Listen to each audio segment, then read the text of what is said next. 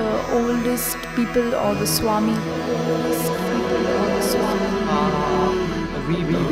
Yoga is essential in life. I think it does originate from India.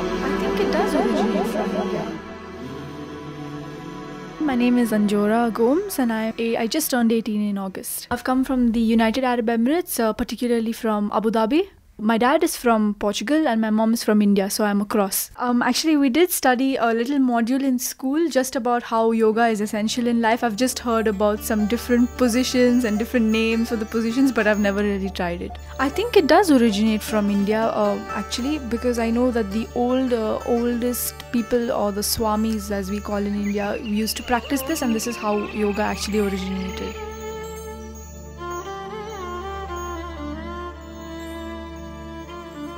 Meditation practices have been done and developed in India since a very long time. The sources are inconclusive about the earliest origins. They lay a little bit in the mist of history. Meditation practices played a huge role from the time of the late Vedas, from the Upanishadic times. The Raja Yoga, the royal yoga of Patanjali, was codified in the 2nd century Common Era. My name is Dr. Burkhard Scherer. I'm a reader in religious studies, specializing in South Asian religion. The question is, what is yoga? There is the historical perspective and the Indian perspective, in which yoga functions just as the denotation of a spiritual practice in multiple religious referential frames. But when we talk about the Western context, people tend to call yoga, which is only a very, very small part of what in India is called yoga. They mean with yoga mainly the so-called royal yoga, the Raja Yoga, which is connected to the Yoga Sutras of Patanjali, and that certainly takes you back to the basics, and it goes back a long way. I think I like all that. I'm not into the Sanskrit. I just don't have time. But I think it's interesting. If I had time, I would be interested. My name's Peter Garrett. I've been a director of my own advertising company and a former organic farmer in a small way. And at the moment, I'm not doing either of those things. It had been something that I'd been thinking about and not getting round to. And my daughter encouraged me and bought me an introductory lesson. And 8 years on, I'm still there. It's nice to arrive at my yoga class, which is in a very nice, calm studio, which is purpose-built. So it makes it a very pleasant place to be. Close the eyes and let the eyes feel as if they no longer have to connect outwards. They can soften and relax back into your head. And amongst people I've been practicing yoga with for quite a long time, we then would get together with our instructor and do some warming up exercises. Not terribly aerobic, really, but just more flexibility and more just a little warming up. And then we'll go into a bit more strenuous techniques.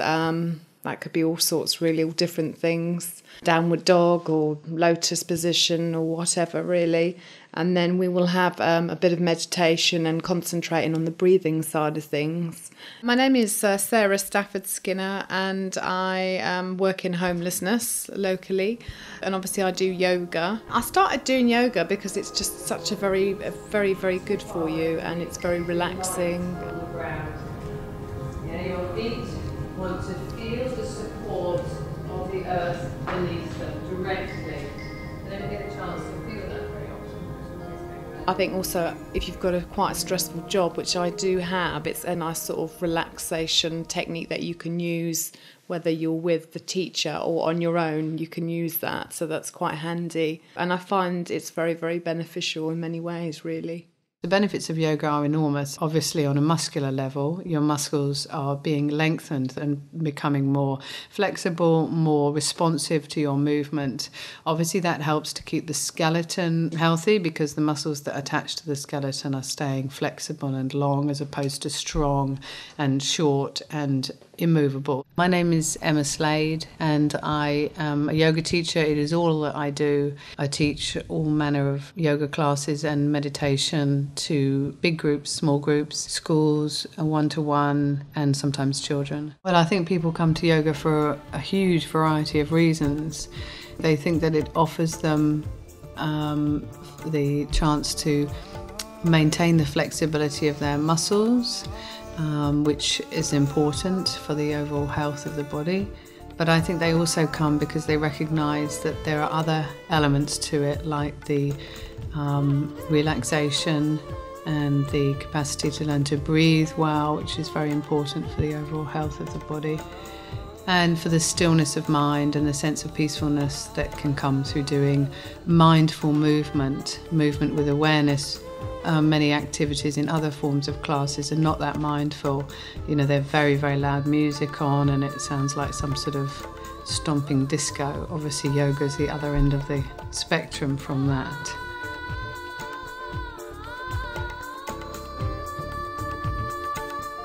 And maybe people start off, they're more come for a physical reason because they think, they've got a lot of muscle tension, but then they realise the effect it has on the mind, so that they will carry on coming, because at the end of the day, it's the mind that affects the body. And so I think if their body feels better, their mind feels better. My name's Cora Kemble-Cook, and I'm a yoga teacher in Canterbury. We run our own studio here, which we built about 6 years ago because we felt there was a need for a proper custom-built yoga studio. Well, I find that a lot of people come to the general classes, don't always know a lot about it. I usually try to put something in a class about the philosophy and the background, because I think if you don't, then you might as well just be going to a Keep Fit class. And I think that the origins of yoga and the Sanskrit words which are used, and we use mantra to kind of chanting, I think it's important to keep those there in the yoga class so that people sort of are aware of where it came from. When I first started teaching, a woman said to me, "Oh yes, well I'll come to yoga as long as there's none of that chanting." Some people are really a bit anti anything that might be Eastern religion. I think many people would be scared off by it, by thinking that it was all a bit too spooky, a bit too religious. People are very uncomfortable with. They don't mind. They can cope with spiritual and mind and body, but once you start saying religious, then they think it's cultish, and then they run to the hills. And that may be right, and it's certainly, I don't see it that way myself. I don't see it as being remotely cultish. And I think more and more people now are very open, and they realise that we've got a lot to learn from the East, and that it doesn't contradict if you're Christian. Some people would say that it deepens their spiritual beliefs. I like to think of yoga as a lot of tools that you give people. You give them tools to help them to relax, to help them to go within, and then they can use those tools when they need to. I think it's a combination of all. I think it is religion as well as relaxation and meditation. I think if you go back and look at where it's really come from, it would be really interesting, and maybe it would get us more interested in yoga. The oldest people, or the swamis,